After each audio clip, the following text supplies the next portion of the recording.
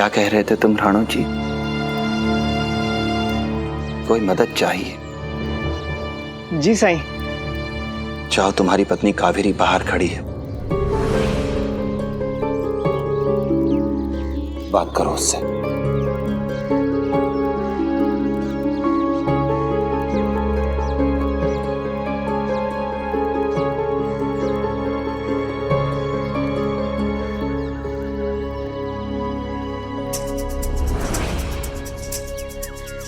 क्या बात है, यहाँ क्यों है?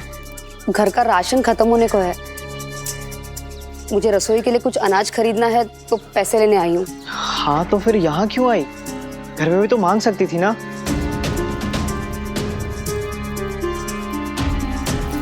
ये लो।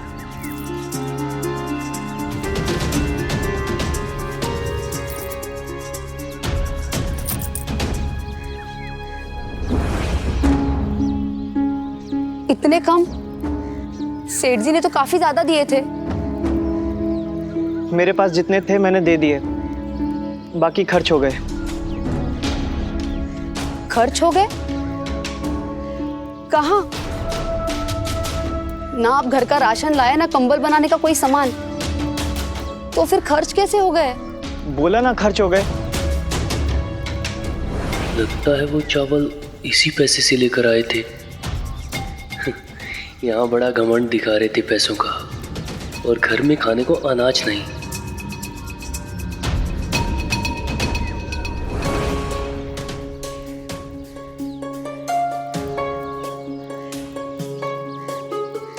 इतने पैसे तो शायद आज ही का सामान लेने में खत्म हो जाएंगे। फिर कैसे चलेगा? आप तो बहुत दिनों से बाजार भी नहीं जा रहे हैं। सेठ जी आपको और कंबल बनाने का आदेश देने वाले थे। आप काम नहीं करेंगे, बाजार नहीं जाएंगे, तो पैसे कहाँ से कमाएंगे? क्यों चिंता करती हो कावेरी? मैं सब संभाल लूंगा। अच्छा चलो, मैं कल सुबह बाजार जाऊंगा, ठीक है? और सेठ जी से मिलकर कितना कंबल बनाना है उसका आदेश ले लूंगा। अब तो खुश? चलो अच्छा है, कम से कम इसी बहाने कल ये द्वार कमाई से तो दूर रहेंगे।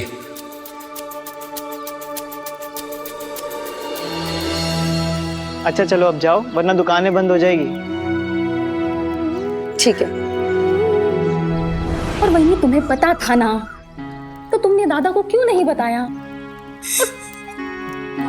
और मुझे बता देती तो वो गंदी चीज मैं भी नहीं पीती। खैर अभी छोड़ो, तुम शांत हो जाओ। मुझे लगा कि पैसे रोक लोगे।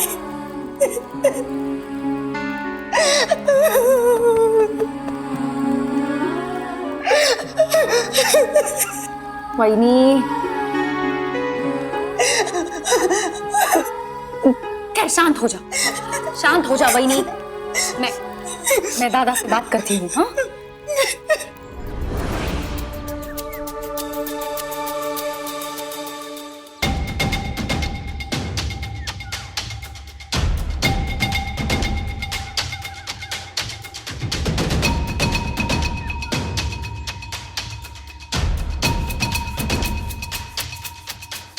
दादा,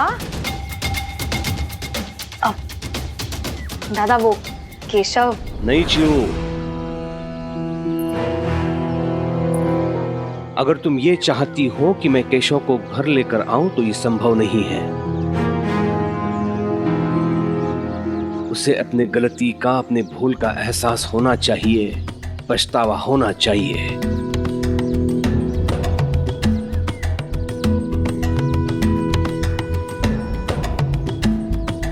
क्या नहीं किया चियो मैंने उसके लिए? जो दिया वो सर्वश्रेष्ठ था। शिरडी में सबसे अच्छे कपड़े केशव के होते थे, नए नए खिलौने उसके लिए आते थे। शिरडी क्या, बंबई, पुणे जैसे शहरों में पिता अपने बेटे को जो नहीं दे पाते, वो सब सुख सुविधा मैंने केशव को दी। क्यों? क्योंकि मुझे लगता था मेरा बेटा मेरा मेरा सर ऊंचा करेगा। लेकिन क्या किया उसने चू? क्या किया?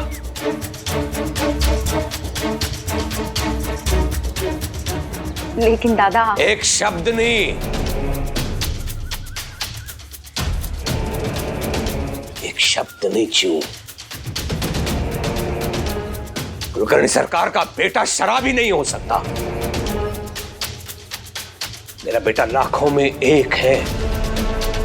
अगर वो घर वापस आना चाहता है, यहां रहना चाहता है, तो उसे वही करना होगा जो मैं चाहूंगा, मैं कहूंगा।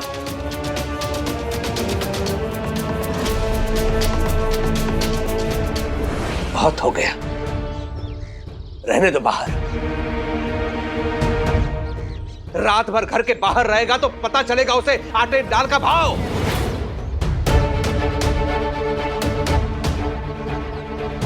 समझ में आएगा उसके, जो उसे ऐश्वर्य मिल रहा था वो उसके पिता ने उसे दिया हुआ था। फिर आएगा चलकर वापस अपने घर।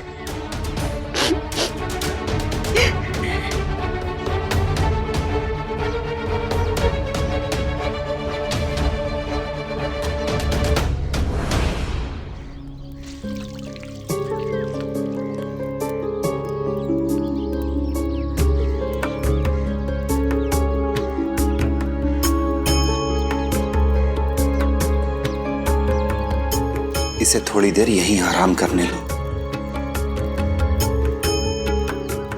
साई, ये इतना बीमार कैसे हो गया? अरे बीमार तो होना ही था। अगर इतनी शराब पिएगा तो और क्या होगा? हाँ? तो रात में मैंने इसे नशे की हालत में धुत देखा था। रास्ते में खड़ा खड़ा बड़बड़ा रहा था और इसकी माँ इसे ढूंढते ढूंढते वहां आई। ये तो चलने की हालत में भी नहीं था। इसकी माँ ने मुझे कहा इसे घर पहुंचाने के लिए, तो मैंने इसे घर पहुंचाया।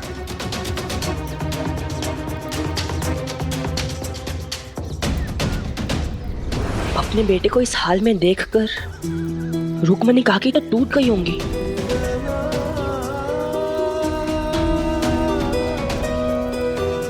साई, तुम सही थे। अगर हम केशव के दोस्त थे तो हमें उसका साथ कभी नहीं छोड़ना चाहिए था। अगर हमारी दोस्ती सही थी तो मैं उसका साथ कभी नहीं छोड़ती।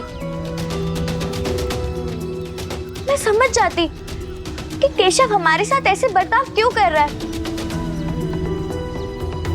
क्योंकि उसे शराब की लत लग गई है। हमें पता भी कैसे चलता जिप्री? राह चलते 2-4 बार मुलाकात हुई होगी इससे। एक बार तो जमीन पर गिरा पड़ा था। मैं इसे घर तक छोड़कर आया।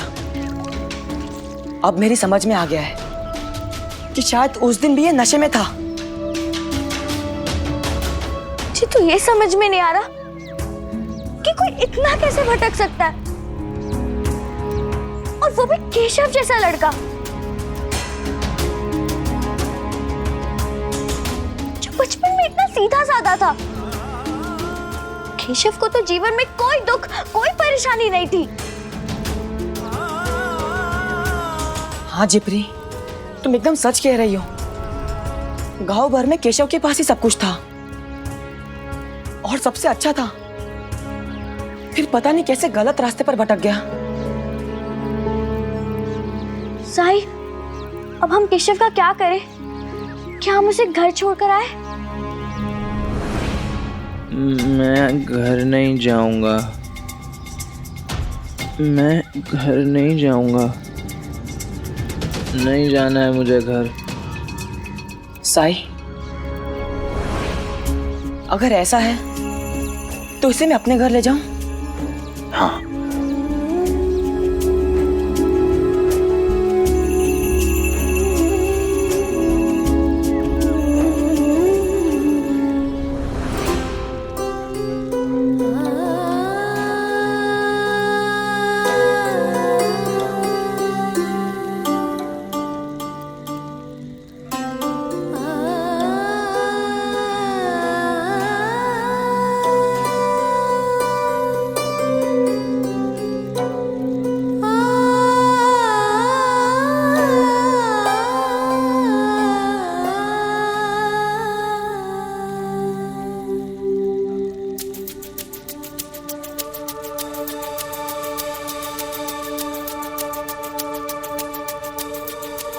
आज भोजन मिलेगा हमें।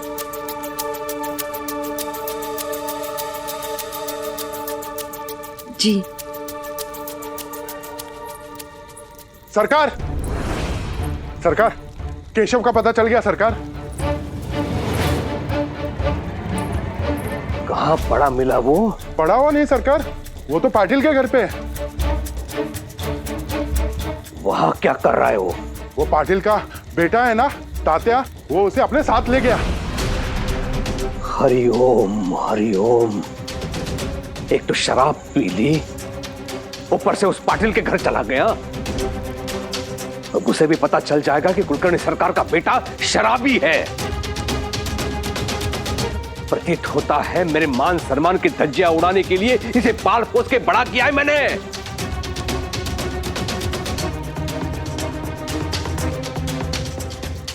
रुक्मिणी जी। उस दिन जब केशव गिर पड़ा था तो तात्या उसे घर पे लेके आया था ना? जी। तात्या भी केशव के लिए बहुत चिंतित था।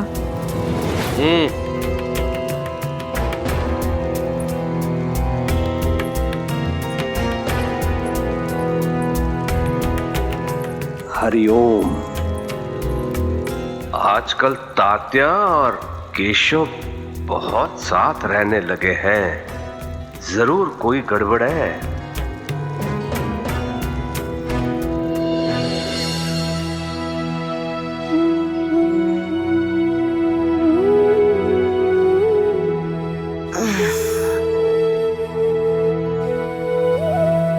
सर में दर्द नहीं हो रहा है?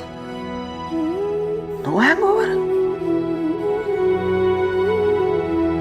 काफी लंबे समय के बाद मैं खुद को बेहतर महसूस कर रहा हूं।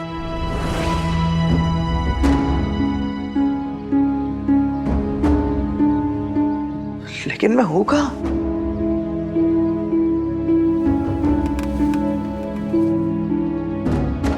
ऐसे कैसे कर सकता है केशव?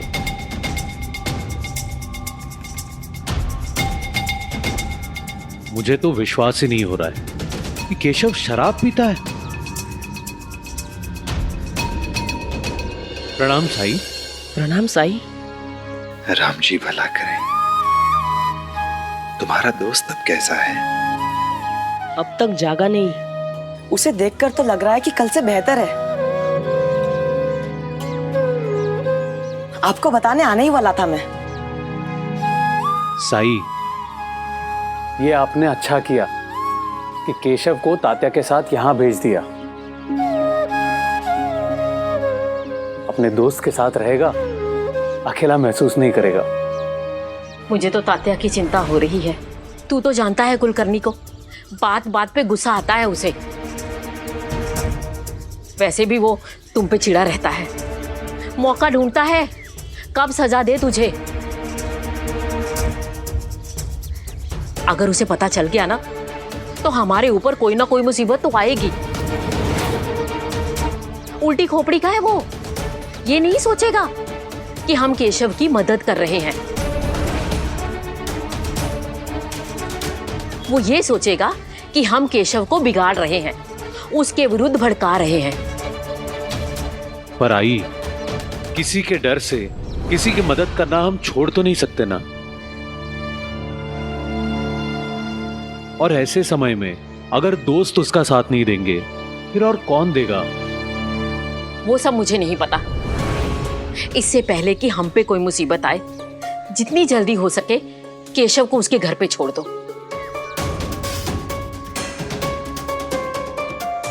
केशव, केशव रुको।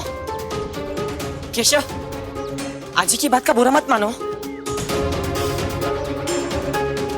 कम से कम नाश्ता तो करके जाओ। केशव, केशव। आई, आपको केशव को ऐसा नहीं कहना चाहिए था। देखिए चला गया ना वो। जाता है तो जाए, मैं हमेशा किसी और के बेटे से पहले अपने तात्या की चिंता करूंगी। आजी, मुझ पर कैसे कोई मुसीबत आएगी? मैंने कोई गलत काम थोड़ी ना किया है। तुमने बिल्कुल ठीक कहा तात्या। केशव की मदद करके तुमने अपने दोस्त होने का कर्तव्य निभाया है। भले ही केशव का रवैया तुम्हारे लिए अच्छा ना हो, लेकिन तुमने उसकी मदद की और यही सच्चाई का पथ है। तुमने सच का पथ नहीं छोड़ा। सच्चाई के मार्ग पर चलना आसान नहीं होता। अक्सर लोग डर जाते हैं इस पर चलने से। एक बात हमेशा याद रखना तात्या, जब तुमने कुछ गलत किया नहीं तो तुम्हें किसी से डरने की जरूरत नहीं है। निडर होना चाहिए तुम्हें। लोगों की आंखों में आंखें डालकर आत्मविश्वास के साथ जो सच्चाई है वो कहो। याद रखना, एक झूठा इंसान कभी भी एक सच्चे इंसान से आंख में आंख डालकर बात नहीं कर सकता, नजर नहीं मिला सकता उससे। मैं आपकी बात हमेशा याद रखूंगा साई। राम जी भला करें।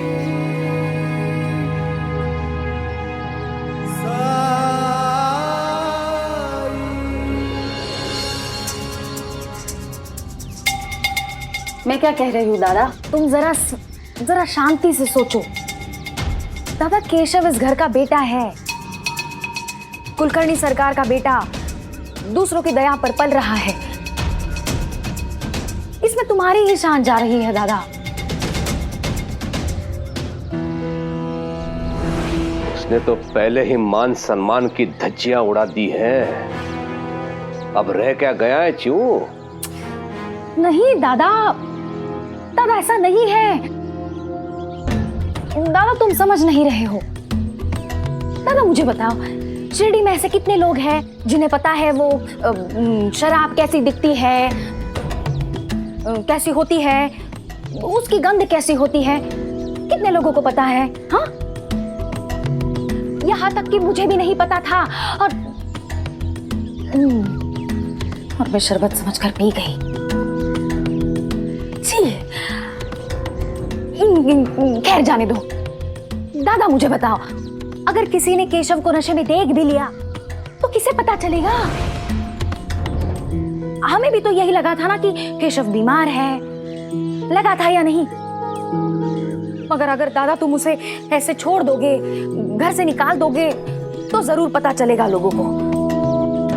सोच लो दादा, खबर बनने से पहले तुम खबर को दबा सकते हो। मुझे तो लगता है तुम्हें केशव को जाकर वापस लेकर आना चाहिए।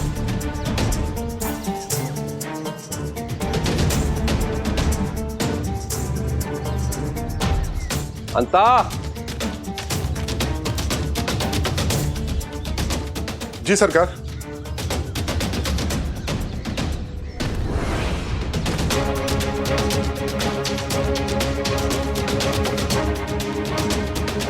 दादा केशव,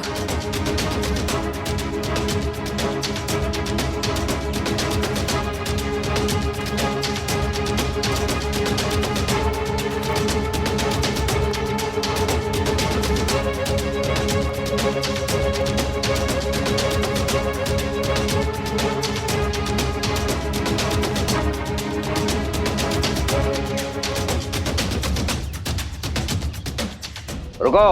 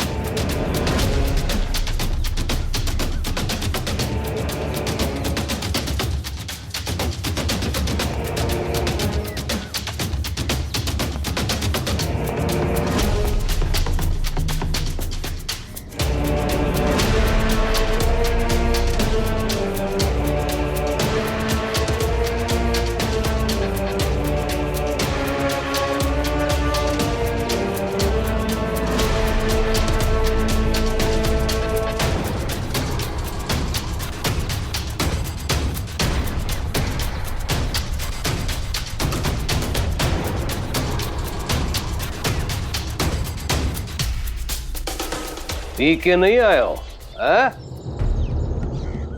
नहीं। एक बात सच सच बताओ, शिरडी में तुम वर्षों के बाद आए हो, फिर तुम्हें शराब के भट्टी का कैसे पता चला? क्योंकि जब तुम आए थे तो प्राथमिक दिनों में तो ठीक ठाक ही थे। तो भट्टी का रास्ता किसने बताया?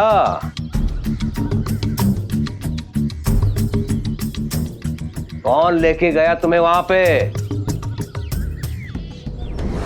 उत्तर दो।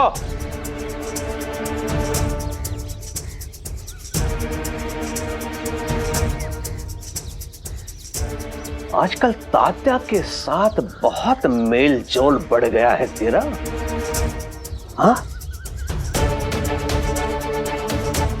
कहीं उसने तो पता नहीं बताया, या वो स्वयं लेके गया तुम्हें वहां पे? पिताजी के गुस्से से बचने का एक यही उपाय है, सारा इल्जाम किसी और पर लगा दूं।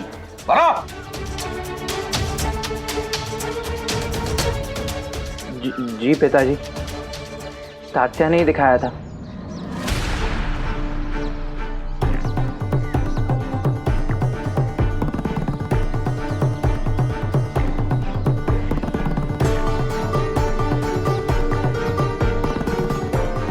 तो अंदर जा।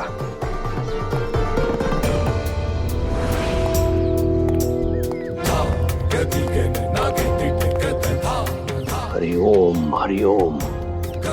मैं जानता था मेरा बेटा खुद ये नहीं कर सकता। तात्या ने केशव को बिगाड़ा है, वो उसे बर्बाद करना चाहता है। जा, अप्पा और उसके बेटे तात्या को लेकर आओ यहां पर। सांप और सपोले का सिर मैं आज ही कुचलना चाहता हूं। जाओ। जी सरकार। प्रणाम साईं। राम जी भला करें। साईं,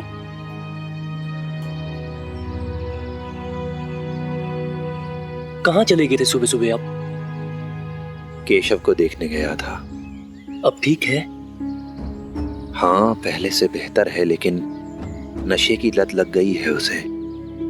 इक्का दुक्का लोग ही छूट पाते हैं नशे की गिरफ्त से। बहुत मुश्किल है। मुश्किल है लेकिन नामुमकिन नहीं। जरूरत है तो बस दृढ़ इच्छा शक्ति की।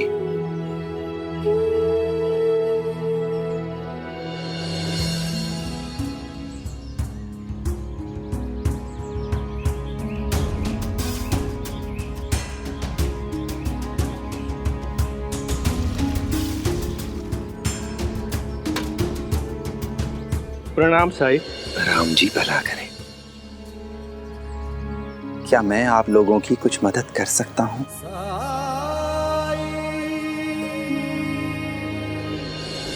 चाहे जितना भी इंतजार करना पड़े, सेठ जी से बात करने के बाद ही आइएगा। अगर वो हमें माल बनाने के लिए कह दे तो हमारे हालात सुधर जाएंगे। तुम बेफिक्र रहो कावेरी, सेठ जी हर हाल में आज काम मुझे ही देंगे। मैं साथ चलूं? बाजार से कुछ सामान भी खरीद लूंगी और हमें ऊन की भी जरूरत होगी ना। नहीं नहीं, तुम यही रहो, मैं जरूरत का सारा सामान लेते आऊंगा। ठीक है? ठीक है। बाजार से जल्दी काम निपटाकर साईं के पास चला जाऊंगा। उम्मीद है कि अब्दुल अपने काम में व्यस्त रहेगा तो मुझे साईं की सेवा करने का कुछ समय मिलेगा। अब हमारी उम्र हो चुकी है। सुबह हुई नहीं कि साईं से चिपक गया। अगर यही हाल रहा तो मैं तो शर्त हार जाऊंगा। बुढ़ापे ने हमें कमजोर कर दिया है। मेरी पत्नी की नजर भी कमजोर हो गई है। बस यूं समझिए कि लगभग अंधी है। लेकिन क्या करें, पानी के बिना घर का कोई काम नहीं होता और अकेले पानी लाना हम में से किसी एक के बस में नहीं है। इसलिए हम मिलकर एक दूसरे का सहारा लेकर चलते हैं। इससे पहले कि अब्दुल इनकी मदद करके वाहवाही लूटे, मुझे ही कुछ करना होगा। 2 लोग हैं, पानी की ज्यादा जरूरत नहीं पड़ती हमें। हम लोग एक ही बार में जितना बन पड़ता है ले जाते हैं।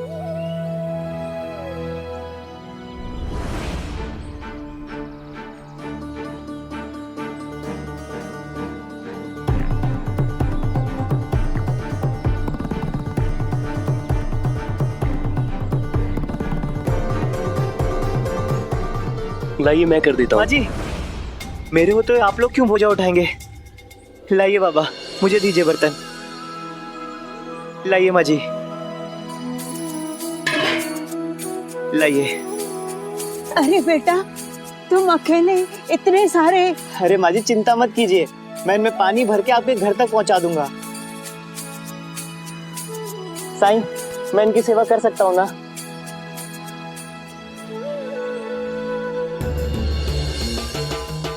मैं जानता हूँ राणू जी भाई साहब कि आप क्या करना चाह रहे हैं, लेकिन मैं भी हार नहीं मानूंगा। शिरडी से बाहर तो आपको ही जाना पड़ेगा।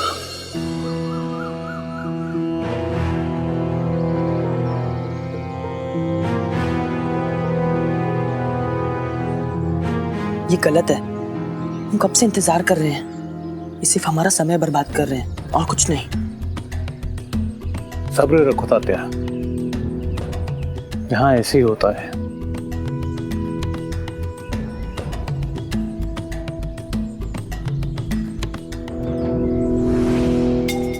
किशनलाल,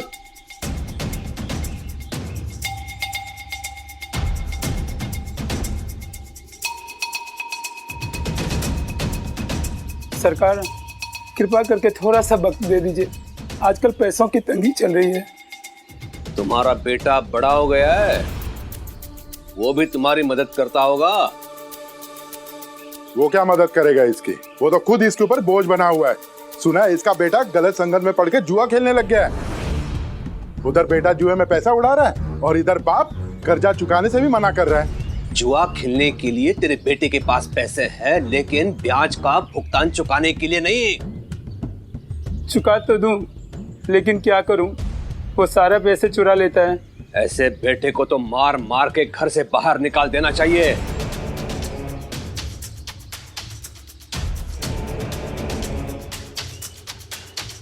सुन, कल तक पैसे नहीं दिए तो तुम्हारे खेत का अनाज बेच के पैसे वसूलूंगा मैं।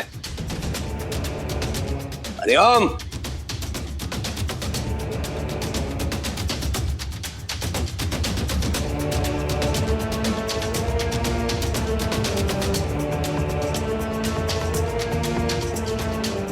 पाटिल और उसके बेटे को अंदर भेज और तू जा। जी सरकार। पाटिल जी, आपको और तात्या को सरकार ने अंदर बुलाया है।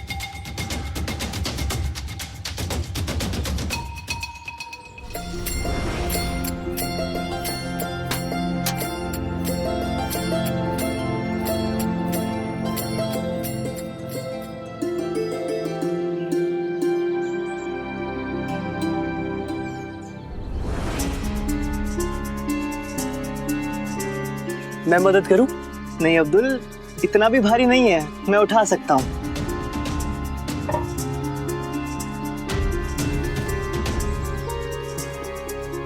मदद तो मैं तुम्हारी करूंगा अब्दुल, शिरडी से बाहर जाने में।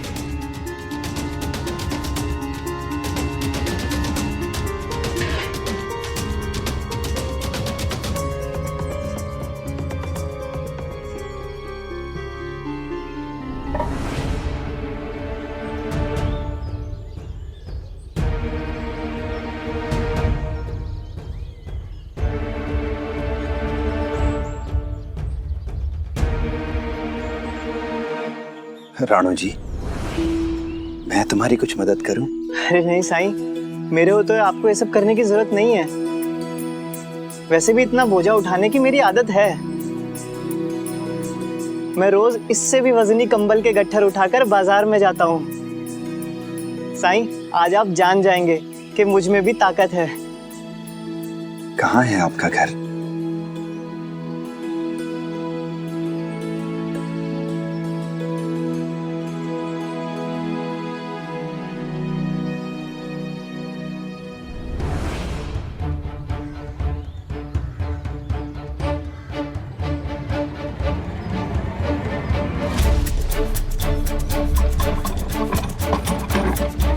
साईं रुकिए,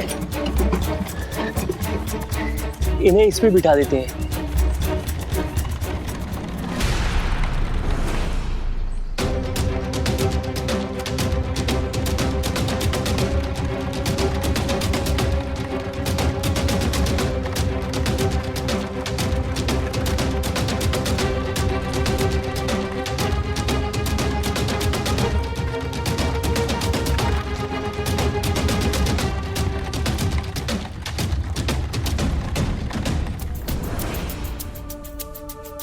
नमस्ते कुलकर्णी सरकार। मैंने तो आपसे कोई कर्जा नहीं लिया, फिर क्या समस्या आ गई कि हम दोनों को आपने यहां बुला लिया?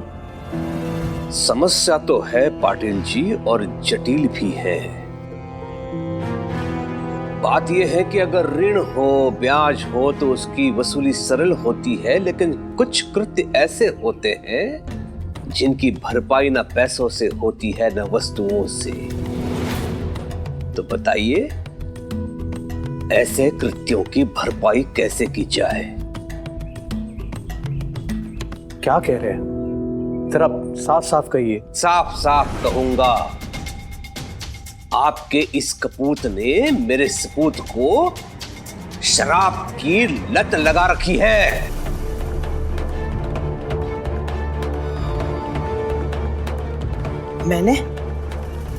मैं ऐसा क्यों करने लगा? मैंने तो आज तक शराब को हाथ भी नहीं लगाया है। अच्छा, तो तू सच कह रहा है और मेरा बेटा झूठ?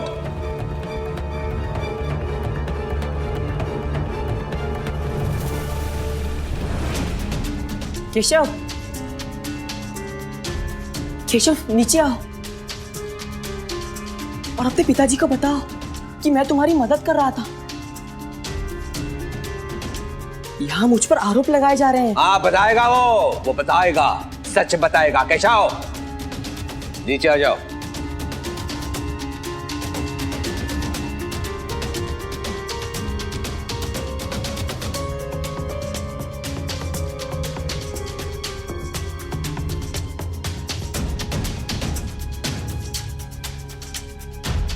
बोलो केशव, तात्या ही था ना जो तुम्हें वहां ले गया था?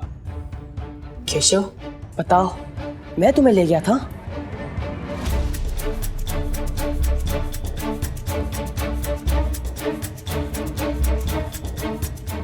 हाँ।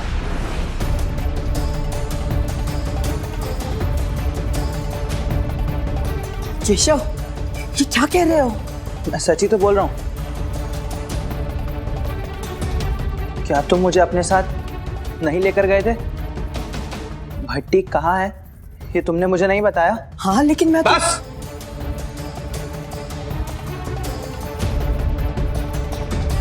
और कुछ नहीं सुनना है मुझे। देख लिया पाटिल जी, सुन लिया? आपके बेटे ने आपके सामने स्वीकार कर लिया।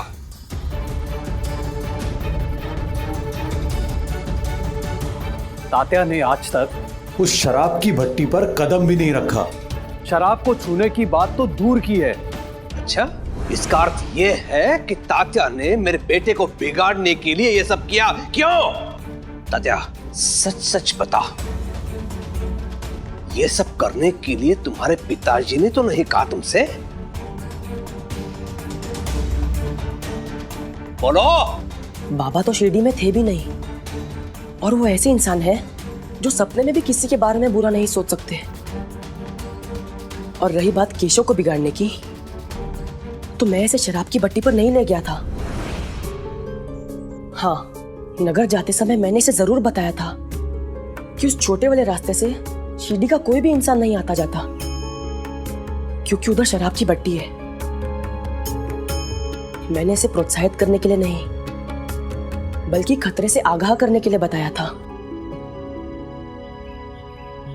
झूठ बोल रहा है तो? अभी सत्य का पता चल जाएगा। वो देखो,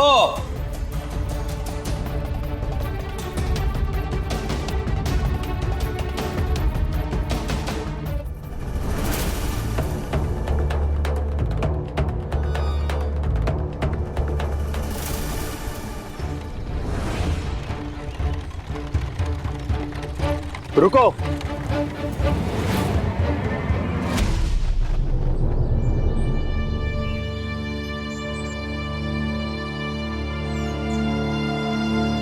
तुम दोनों बहुत जल्दी में हो, कम से कम मेरी खातिर थोड़ा धीरे चलो। जी साई, जरूर साई।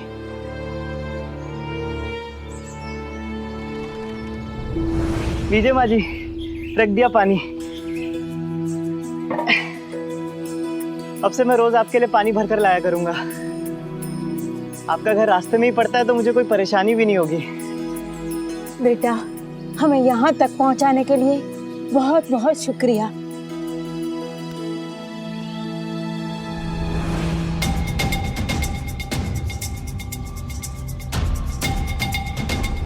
सरकार, आपने मुझे बुलाया, मुझसे कुछ गलती हो गई क्या? हरिओम, चिंता करने की कोई आवश्यकता नहीं है। तुम्हें केवल सच बताना है।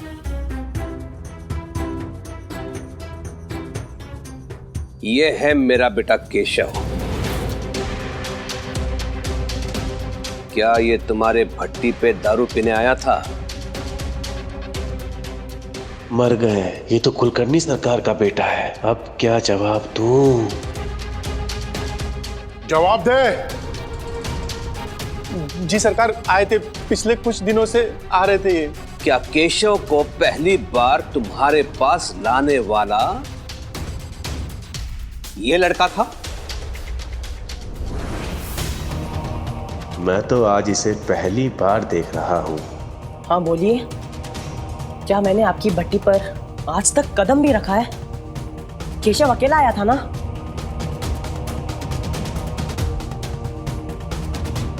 हे भगवान, केशव तो उनको झूठ बोलने के लिए इशारा कर रहा है।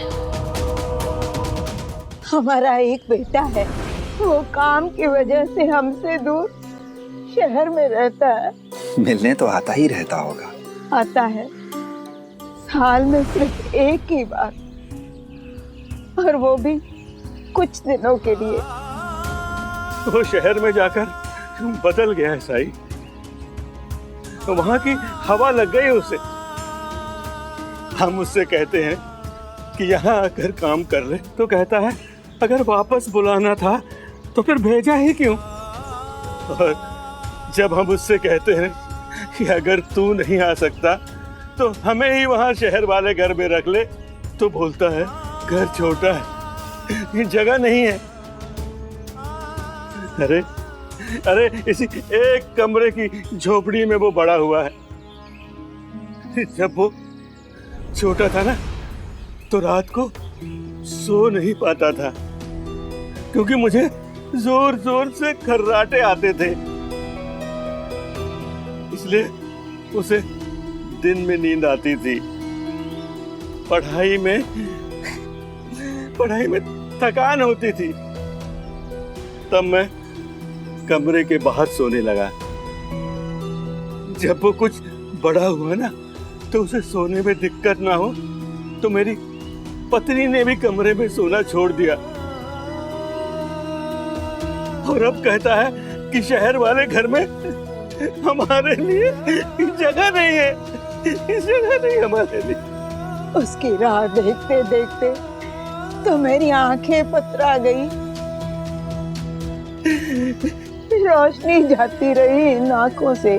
लेकिन वो तो शहर की चकाचौंध में कहीं खो गया है।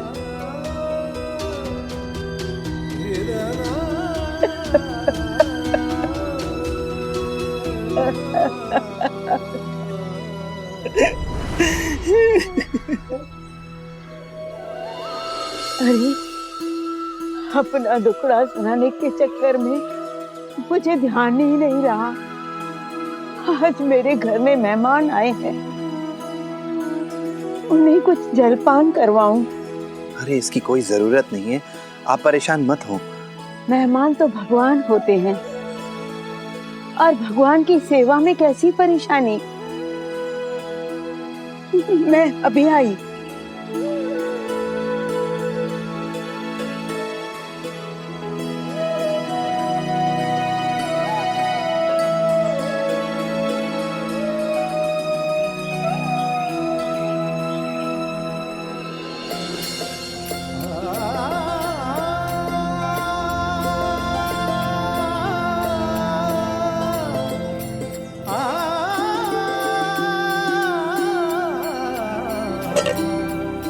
लीजिए, लड्डू लीजिए।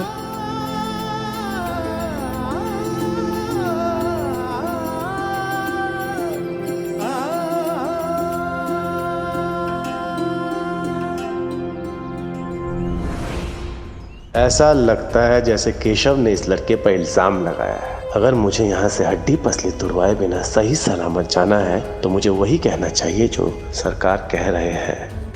अब तो ये झूठ ही बोलेंगे। जब तुमने कुछ गलत किया नहीं तो तुम्हें किसी से डरने की जरूरत नहीं है। निडर होना चाहिए तुम्हें, लोगों की आंखों में आंखें डालकर आत्मविश्वास के साथ जो सच्चाई है वो कहो। याद रखना, एक झूठा इंसान कभी भी एक सच्चे इंसान से आंख में आंख डालकर बात नहीं कर सकता।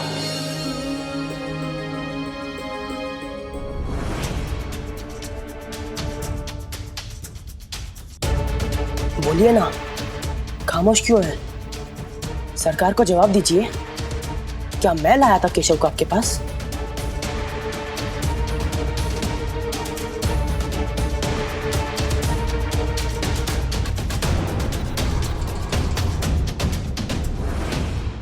साईं, आज बहुत दिनों बाद इस झोपड़ी में रौनक आई है। वैसे तो यहाँ कोई आता जाता नहीं, आज तुम आए, तुम्हारे साथ 2 मददगार भी आए। दोनों ने हमारी मदद की। जी चाहता है अपने हाथों से मैं तुम्हें लड्डू खिलाऊं। लो साईं, लड्डू खा लो। जैसी आपकी इच्छा। आगे आओ माई, थोड़ा दाएं।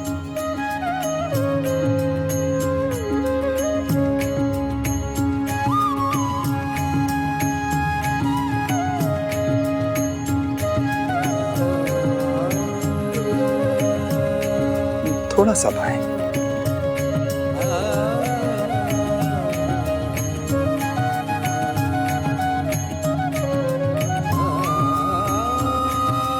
थोड़ा दाएं।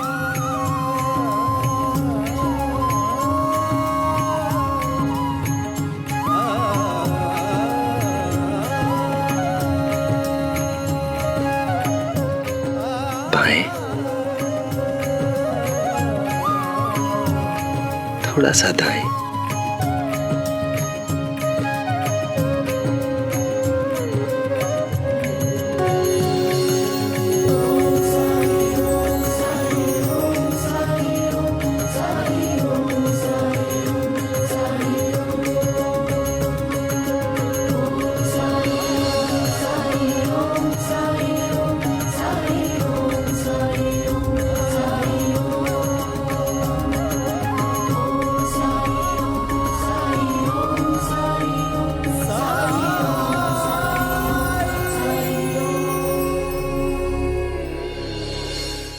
ऐसे और भी मज़ेदार वीडियो के लिए हमारे चैनल को लाइक, शेयर और सब्सक्राइब करें।